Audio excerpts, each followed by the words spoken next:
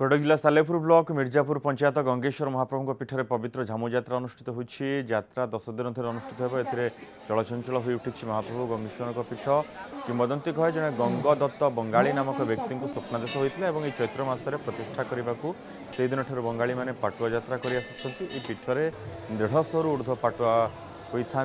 खंडा पाटुआ, कंटा पाटुआ, अग्नि पाटुआ, श्री पाटुआ, बेत पाटुआ होता। पाटुआ मैंने उपवास रही देह को कष्ट दे झमु लगे जाए किसी भी अन्न जल ग्रहण कर गंगेश्वर पाटुआ होगापी जिला और जिला बाहर मानसिकधारी मैंने आसी था।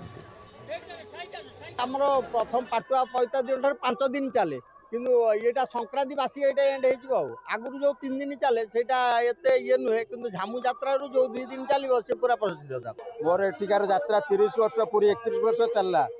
मोर मानसिक यात्रा मो बुढ़ी माँ मते मो देहर खराब थी बुढ़ी माँ मते दांडे गढ़े दे मानसिक करते यदि मोर देह आरोग्य हो तेणु मुझे दांडे बाना उड़े यात्रा ही आरंभ करी। बहुत महिमा आमे मु तो 23-24 वर्ष होलानी आसुची ठाकुर जहाँ भी आमे ठाकुर को प्रार्थना करके जाइछु आमे पाइछु ठाकुर फल पाइछु आ बहुत लोग आसती सब वर्ष मु भी आसे। तो यात्रा बहुत पुरातन यात्रा कमिटी तरफ सब प्रकार व्यवस्था पंचायत तरफ करा जायछि।